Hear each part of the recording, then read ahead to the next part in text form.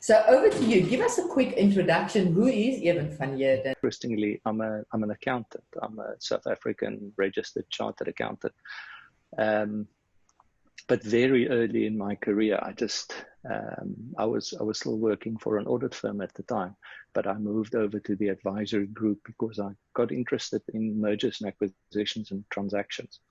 And that has been my journey, I suppose, for the past 28 years in my life.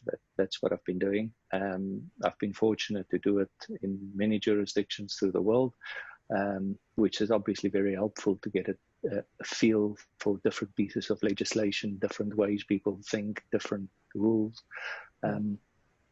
And as of 3 years, I've been trying to find my feet. Living in England, this is my third winter in England. I found myself a beautiful, tiny little village on the edge of nowhere that I live, and it seems to be working. You know, there's so much confusion, especially in the earlier stages of when entrepreneurs set up their businesses around legal and IP and what to do. But the reality is, and you have so many amazing stories I know that you're going to share with us about if you don't get it right at the start, it could catch up with you later on. So really, just can we start with legal? Just broadly, I'm thinking, give us, it doesn't even matter, but 2 or 3 pieces of top advice that you have for startups as they are now setting up their businesses from a legal perspective. Really, what should be considered, you know, because there's so much. I think it starts with a part of my own journey.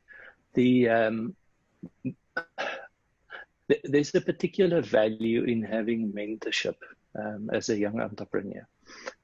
For myself, when I was younger, I was very careful who I chose to be my mentor.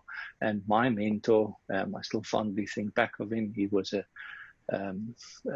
red-headed German commercial attorney, a very, very strong individual with very strong views. Yeah. But it shaped my thoughts, and it made me sensitive for compliance and legal framework, because it doesn't matter whatever you do in your business, it's going to touch you. And as the world is progressing, it's getting more and more complex. And it breaks my heart to see how people trip up. But it's not because they've done something wrong. They just didn't know. A great piece of advice is pick the right mentor, someone who's been around the block with business, because they understand these things. It doesn't have to be an attorney, but they can hold your hand and guide you through and open their networks for you. I think it's very important. My second point is something that I've seen people very, very often trip up with. When you start a business, there's an automatic assumption that you need to form a little company, and you need to conduct your business in the company. 9 out of 10 times, that's probably the right thing to do, but there is the 1 out of 10 times where that's possibly not the right thing to do. And again, by just speaking to somebody and just asking that question, is this the right thing for me to do before I embark on it? Then going with that, Catherine, we all know what bootstrapping means and how tough it is when you don't have money. Yeah. The one commodity or asset that a young entrepreneur has is to give shares away in their business in lieu of payment. Yeah. It's an easy thing. It's an exciting thing. In the first couple of years, it feels like the right thing to do.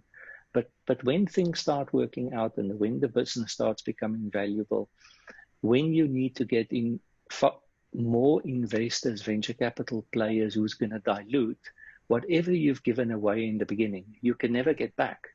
You can never get back. And before you wipe your eyes, you can be diluted down to 15% in your own business. And you cannot change that. Yeah. So I'm not saying one shouldn't, you shouldn't give shares to employees and to colleagues. It must just be deeply considered. It's not something you decide over a glass of wine in the evening. It must be deeply considered. Any last thought, or do you want me to move to the next question? Just on that, just to round off the point of shares, I'm going to throw a thought and a concept in here. And if people can make the note of this, they can follow it up in their own time.